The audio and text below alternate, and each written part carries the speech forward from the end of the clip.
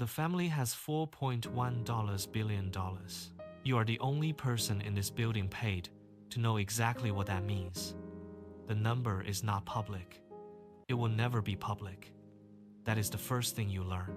You are 34 years old.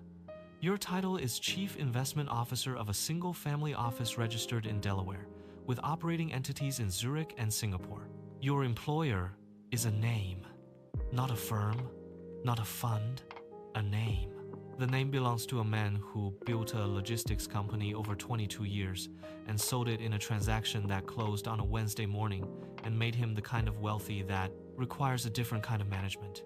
You were not his first hire. He had a private banker before you, and a wealth manager before that, and a series of advisors who charged fees and optimized for their own continuity inside the relationship. He fired all of them within 8 months of the sale. Then he called you. The interview lasted 4 hours and took place in the kitchen of his house. There was no deck. There was no presentation. He asked you how you thought about risk, and you told him the truth, which is that risk is not a number on a screen. It is the distance between what you believe and what is actually true. He was quiet for a long time after that. You started the following Monday. The first year is not about investing. The first year is about understanding what the family actually has, which is different from what the statements say it has. You spend 4 months going through every account, every vehicle, every structure. There are 11 entities across 4 jurisdictions. 3 of them have overlapping beneficial ownership that creates a tax exposure nobody flagged. One of them holds a concentrated position in a single stock that represents 31% of total liquid net worth. The previous advisor had recommended holding it. The stock had a sentimental value. The founder had received it as partial consideration in the sale of a subsidiary 12 years ago. You model the downside. You present it without softening it. He looks at the numbers for a long time. Then he tells you to unwind it over 6 months. That is the moment the relationship becomes real. The second thing you learn is that a family office is not a fund. A fund has investors. A family office has a principal. The difference is total. A fund manager optimizes for returns within a mandate. A family office CIO optimizes for the permanence of the family's financial position across generations. Those are not the same objective, and confusing them is the most common mistake made by people who come from institutional backgrounds. You came from institutional. You learned this the hard way in month 3. When you presented a macro overlay strategy with a 2-year horizon, and he stopped you and asked what happens to his daughter's trust. If this goes wrong in year 1, you rebuilt the framework from that question. The portfolio now has 3 layers. The first layer is permanent capital, liquid, low volatility, designed to survive any single decade without structural damage. It represents 55% of the total. The second layer is opportunistic, designed to compound over 5 to 10-year cycles in private credit, real assets, and a co-investment sourced through a network you have spent 3 years building. It represents 35%. The third layer is speculative, capped at 10%, designed to provide asymmetric upside without threatening the first 2 layers. Each layer has its own benchmark, its own risk budget, and its own reporting cadence.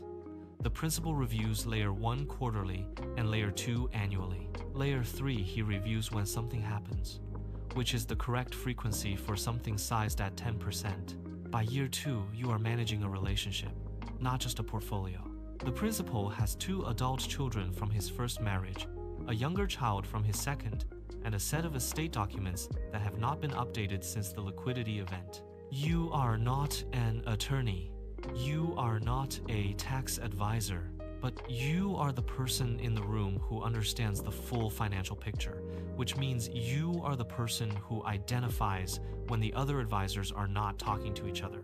The estate attorney and the tax counsel have never been on the same call. You arrange the call. It takes 6 weeks to schedule. In that call, 3 issues are identified that would have created a significant and unnecessary tax event at transfer. None of them were complex. All of them required someone to look at the whole picture instead of their own piece of it. That is what you do. You look at the whole picture. Year 3. The family adds a philanthropic vehicle. A donor-advised fund initially, then a private foundation as the giving strategy becomes more defined. You are not the program officer.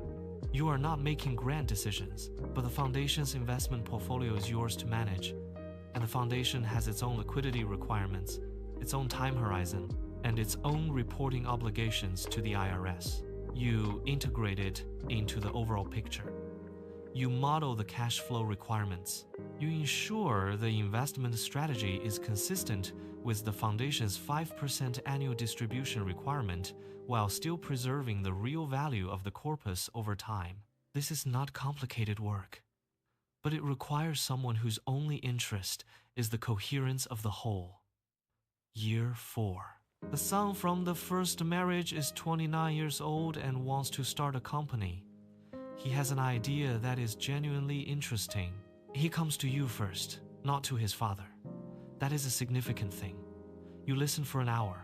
You tell him what you think the real risks are, which is not what he expected to hear, but is what he needed to hear.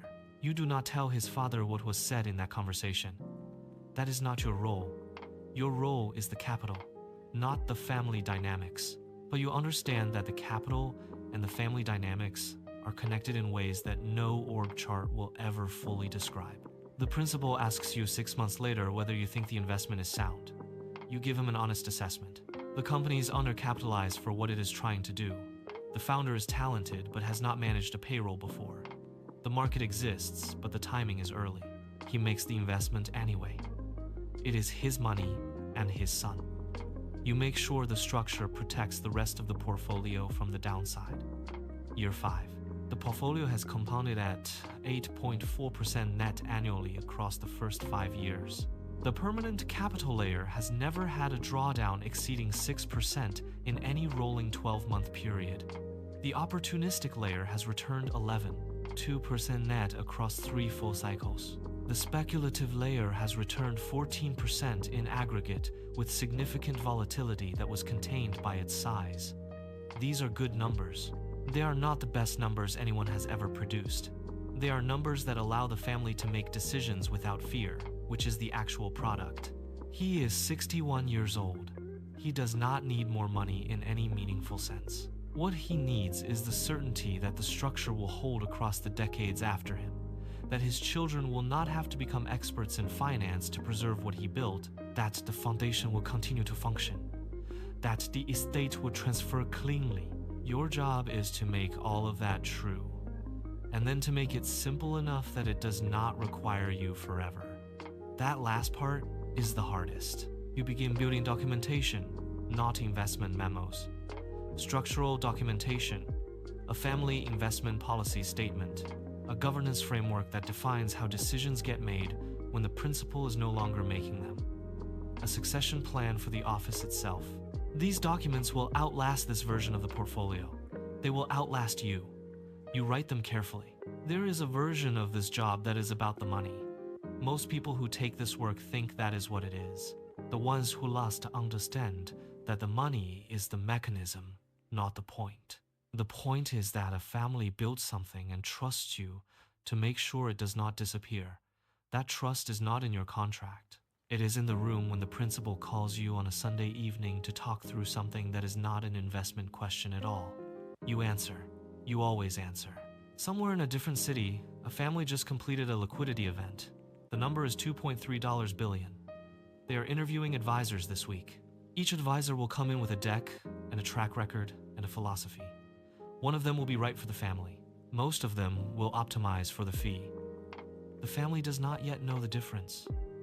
They will learn. The capital is permanent. The people are not. That rule applies to advisors as much as anyone. The terminal blinks. The family continues.